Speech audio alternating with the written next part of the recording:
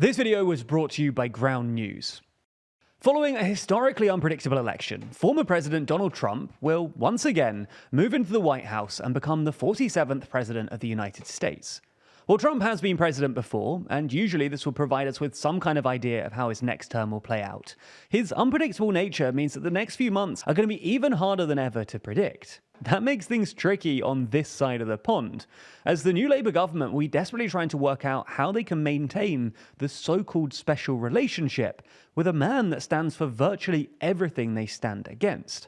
So in this video, we're going to go through the work that the Labour government has already been putting in to try and build bridges with the president-elect, before moving on and having a look at what exactly this means for both the British government and the UK as a whole.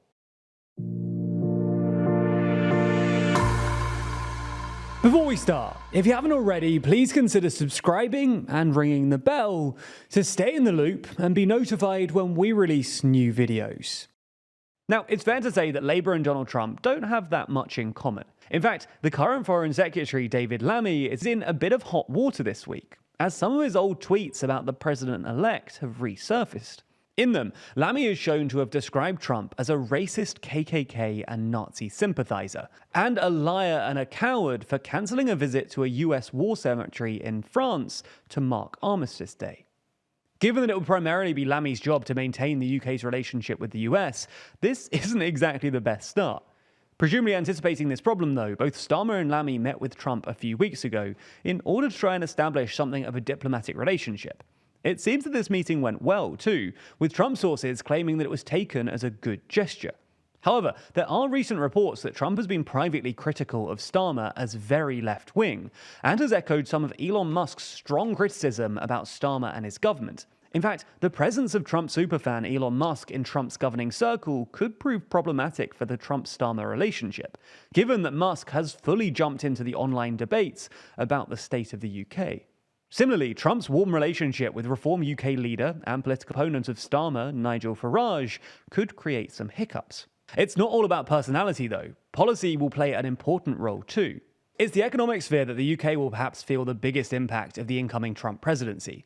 As part of the unorthodox economic agenda that Trump has set out, he's floated implementing a 60% tariff on Chinese goods and a flat tariff of up to 20% on imports from the rest of the world. According to analysis by the National Institute of Economic and Social Research, the UK could be one of the worst hit countries by Trump's tariff policies and potential subsequent trade war, with the think tank estimating that over 2 years, the UK's inflation rate would be 3 to 4 points higher, while interest rates would be 2 to 3 points higher. Additionally, the UK's growth is projected to be lowered by 0.7 percentage points, and 0.5 percentage points in just the first 2 years. Although, according to Labour's Trade Secretary Jonathan Reynolds, Trump's tariff plans are something that the UK government has been preparing for.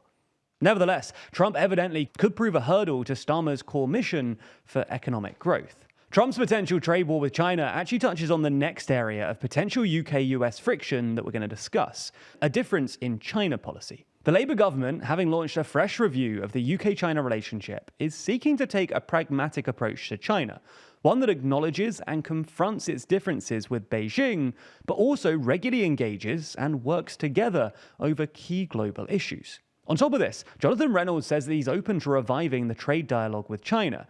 Now, this could put the UK in an awkward collision course with the Trump White House, as it hardens its rhetoric on China and may look to pressure allies into taking a more hawkish position too. Now, while Keir Starmer and David Lammy have reiterated their belief in maintaining the so-called special relationship with the US and working constructively with Donald Trump, despite their differences, a new Trump administration could end up pushing the UK closer to the EU if Starmer takes the opportunity. Trump's victory has evidently spooked European leaders because of his past comments on NATO and Russia, and vindicated those who have urged Europe to free itself from its security reliance on the US and develop its own strategic autonomy. The return of Trump therefore presents an opportunity for Europe, as we explained in our recent TLDR EU video, and therefore opens the door for the UK to take a more leading role in building a new European security apparatus. This would come at a financial cost though, meaning that the UK and its European allies would face pressure to crank up defense spending, especially if Trump does outright quit NATO, or if he scaled back US support for Ukraine. What's more, Trump's attitude towards the environment could also push the UK even closer to Europe. During his first term, Trump pulled the US out of the Paris Climate Agreement, which committed signatories to reduce their carbon emissions to net zero by 2050. Now, this obviously runs counter to the Labour government's plans. Upon being elected Prime Minister, Starmer used his first speech at the UN General Assembly to reiterate that his government would be a global leader on the environment. How possible this would be while trying to cozy up with a man who's described climate change as a big hoax is certainly questionable. Additionally, while Biden rejoined the Paris Climate Agreement on the first day of his presidency, there's a real possibility that Trump could, for the second time, pull the US out of it. According to the UN Secretary General Antonio Guterres, such a move could cripple global climate cooperation. As a result, a UK seeking international cooperation on climate change will have to look elsewhere than a Trump-led US for a constructive partner. Ultimately, Trump's return is just the latest shakeup of an already turbulent international picture. Take the G7 group of advanced economies, for example. It's quite likely that within just a few years, Starmer ends up as the only left-of-center leader in a notably right-wing G7, with Trump heading up the US and Giorgia Meloni in Italy, and likely incoming conservative governments in Germany and Canada, and also possibly France. So while Trump may prove to be the most erratic international partner, Starmer will need to get used to working constructively with those from different political camps if he's going to be successful. Now, these stories about the US election and the impact of Trump aren't likely to go away anytime soon. As the international effect of Trump begins to emerge, the impact of a Trump presidency is only going to become a larger and larger issue. When it comes to following that chaos, though, thankfully, there's Ground News, a website and app developed by a former NASA engineer on a mission to give readers an easy, data-driven, objective way to read the news. They pull in articles from all over the world and organize them by story. And every story comes with a quick visual breakdown of the political bias, factuality, and ownership of all of the sources reporting, all backed up by ratings from 3 independent news monitoring organizations.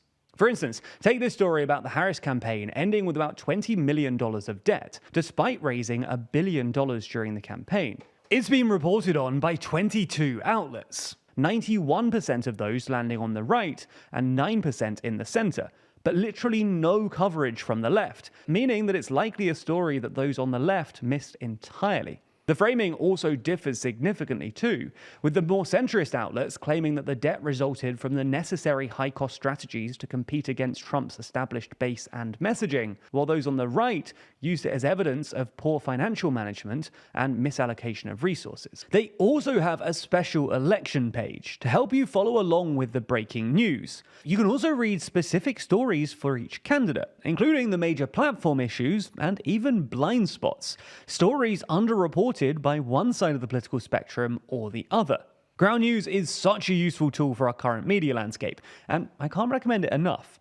I know I've personally benefited enormously from Ground News. I've gotten better at spotting political bias, and I've surprisingly challenged some of my own views. In fact, if you subscribe today, you'll get 50% off their Vantage plan, which includes unlimited access to their election pages, blind spot feed, and many other features that empower you as a news consumer. This is their biggest discount yet, so go to ground.news/TLDR, scan the QR code on screen, or use the link in the description to subscribe today.